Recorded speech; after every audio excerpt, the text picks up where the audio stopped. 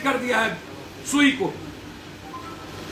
मैं सरकार से पूछना चाहता हूं, जब आपके एम्स के डायरेक्टर लिख के देते हैं ये जो दवाई है रेमडेसिविर ये कारगर नहीं है, एनएमसीएच के डायरेक्टर सुपरिटेंडेंट लिख के देते हैं नहीं लिखना है, उसके अलावा रिमेनिंग है पप्पू यादव के पास, उसके अलावा दूसरी सुई है और मैं देने को तैयार हूं,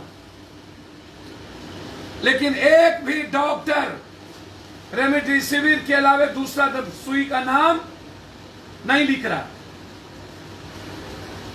क्योंकि सिर्फ रेमडेसिविर में ही पैसा अधिक बचत है, ब्लैक मार्केटिंग है और दवाई में पैसा बचत नहीं है।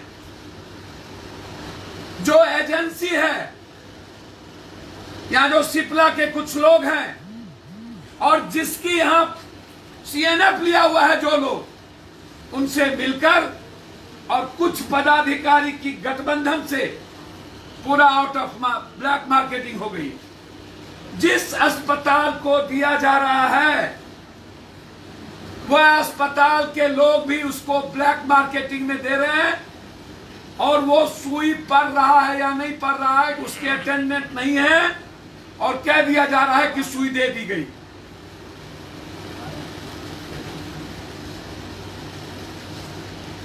प्रधानमंत्री जी और मुख्यमंत्री जी, यदि आप हिंदुस्तान के लोगों की सुई देकर के हिफाजत नहीं कर सकते हैं, सिप्ला कंपनी गुजरात के, महाराष्ट्र से पप्पू यादव को फोन आ रहा है हमको रेमडेसिविर दिलवा दीजिए मर जाएंगे, नोएडा से, गाजियाबाद से कई बड़ी बड़ी संस्थाएं और चैनल ने फोन किया हमारे यहां, जी न्यूज से लेकर के G24 के हालात अच्छे नहीं हैं, दिल्ली से, और कोई सुनने वाला नहीं।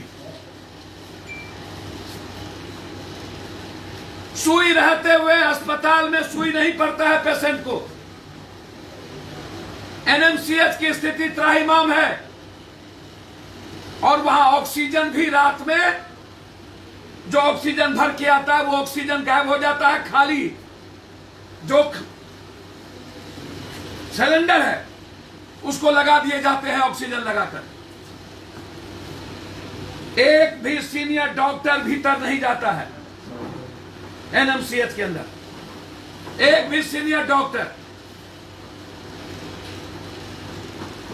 कोरोना पेशेंट को मरने पर छोड़ दिया गया, कोई भगवान भरोसे है, कोई मॉनिटरिंग करने वाला नहीं है, लैट्रिन बाथरूम साफ करने वाला नहीं है, अटेंडेंट को बेचारे जाने नहीं दिए जाते और कहा जाता है कि सब पॉजिटिव हो गए इसलिए हाथ खड़े कर दिए।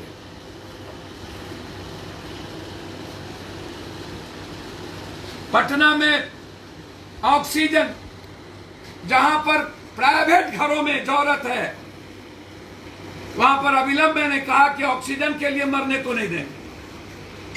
20-20 हजार में खरीदने पड़े हमें।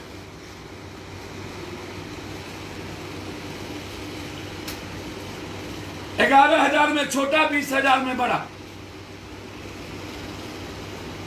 आरा से हमें फोन आ रहा है कि ऑक्सीजन सदर अस्पताल में है ही नहीं, एक भी ऑक्सीजन नहीं है सदर अस्पताल में। अभी टीवी कोई चला रहा था कि टोटल ऑक्सीजन की डकैती हो गई, जब क्रिमिनल लूट के लेके चला गया।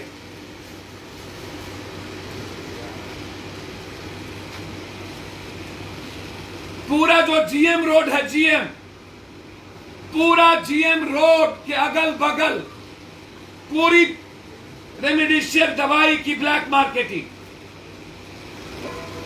34,000, 24,000, 25,000, 70,000, 45,000।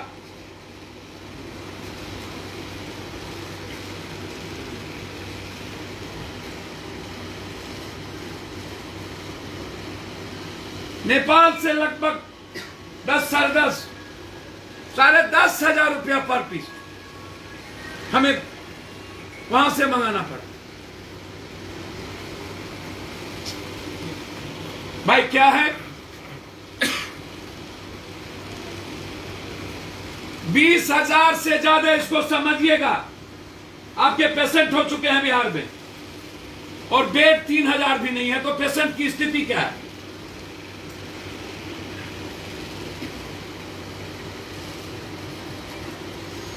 मैंने मेदांता को डॉक्टर सहित और बेड सहित, मैं जानना चाहता हूं, झारखंड के मुख्यमंत्री ने बेड के साथ, ऑक्सीजन के साथ बेड लगवाने का काम किया है कुछ? क्या कारण है कि ये काम हिंदुस्तान के प्राइम मिनिस्टर और सीएम नहीं कर सकते, बिहार के सीएम नहीं कर सकते?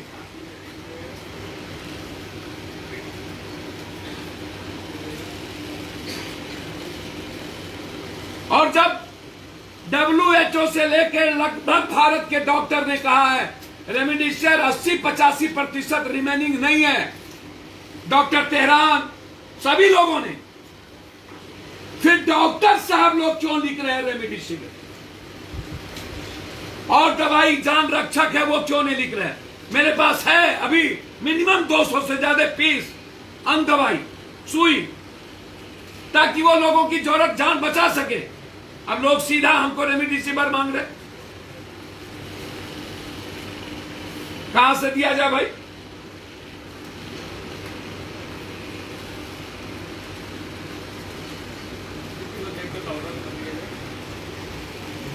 जी सर, मुझे तो समझ में नहीं आता, लॉकडाउन रिमेनिंग है क्या?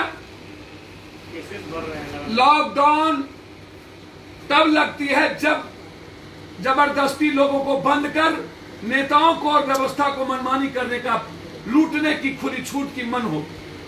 लॉकडाउन रिमेनिंग नहीं है जनाब। वैसे भी 70% पटना के लोग बाहर नहीं निकल रहे हैं, लॉकडाउन से बुरी स्थिति है भैया। आंकड़े तो पूरे और जगह भी बढ़ रहा है। दिल्ली में एक भी रेमडेसिविर नहीं मिल रहा है, ऑक्सीजन की कमी है, बंबई में नहीं मिल रहा है।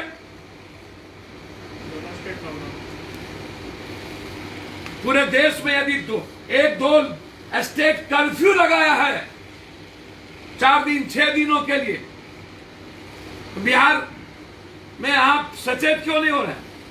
आपने तो लगाया है।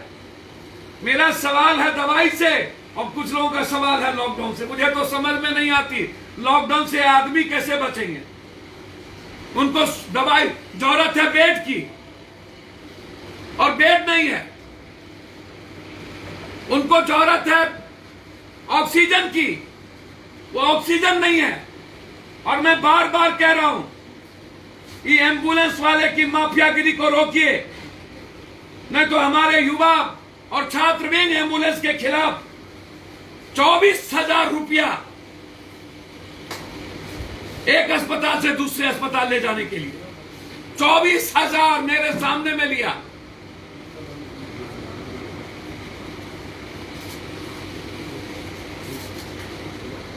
पीएमसीएच में मैं खड़ा था, पैसा लिया।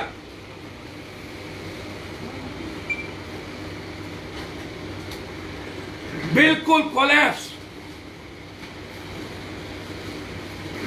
जिस देश की सरकार अपने प्रजा को एक सुई दिलाने की हिम्मत और औकात नहीं रखता हो, वह देश बचाने की और देश बनाने की बात करे, ऐसे लोगों को नेगलेक्ट करने की जरूरत है। आज जरूरत सिर्फ सुई, ऑक्सीजन, लोगों की जिंदगी बचाने की है, और सरकार ने लापरवाही की। और हिंदुस्तान में आज सुई से भी ज्यादा जरूरत ऑक्सीजन की है, जो भारत में ऑक्सीजन की कमी है। बिहार में ऑक्सीजन नहीं है, और सरकार झूठ बोलती है, लगातार झूठ पे झूठ, झूठ पे झूठ। और अंतिम बात, प्रवासी मजदूर जहां से आ रहे हैं, एनआरकी, एक बस में 9,000 रुपया एक भाड़ा, दिल्ली से यहां आने का 12,000 भाड़ा, और सीट पर 5 आदमी। ट्रेन में भाड़ा, यहां से टेम्पो में ट्रिपल भाड़ा, फिर यहां से बस से घर ट्रिपल भाड़ा। प्रवासी मजदूरों के लिए सरकार ने बस की व्यवस्था नहीं की। और प्रवासी मजदूर जब भूखे प्यासे उतरते हैं तो सरकार ने उसकी खाने की व्यवस्था नहीं की। और न ही प्रवासी मजदूरों की जांच होती है। कहीं भी 5 जगहों से प्रवासी मजदूर स्टेशन से निकल रहे हैं और एक जगह तंबू लगा करके सिर्फ दिखाने का काम।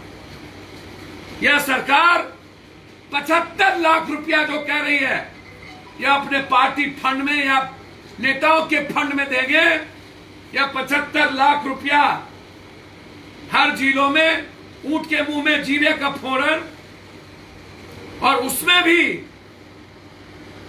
प्रवासी मजदूर के लिए नहीं, सरकारी तंत्र के लिए। मेरा आरोप है यह 75 लाख रुपया नहीं, प्रवासी मजदूर के अकाउंट में सरकार सीधा 6-6 हजार रुपया डाले।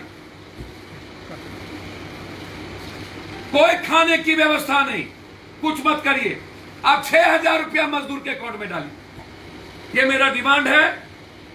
और यदि सिप्ला एंड अदर कंपनी कल तक बिहार के लोगों को सुई देने का काम नहीं किया तो कल उसके विरोध में कल से आंदोलन शुरू। सर, आप सिलेंडर बांट रहे हैं और जिला प्रशासन का कहना है कि कोई भी अस्पताल नहीं कह सकता है कि उनके पास ऑक्सीजन की कमी। मैं ऐसे लोगों से बात नहीं करूंगा। अखबार से लेके टीवी भरी पड़ी है, सबने सर्वे किया है और जा करके कहीं ऑक्सीजन नहीं है।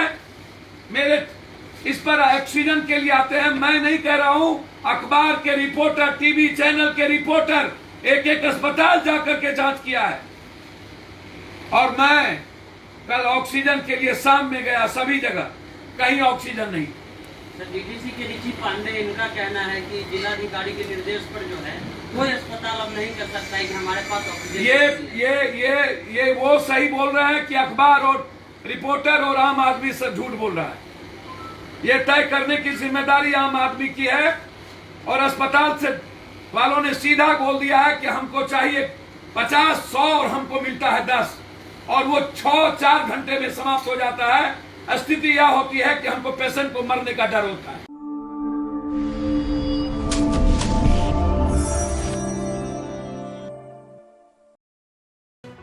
लेटेस्ट खबरों से जुड़े रहने के लिए हमारे चैनल नेशन भारत को सब्सक्राइब करें और बेल आइकन को दबाएं ताकि कोई खबर छूट न पाए।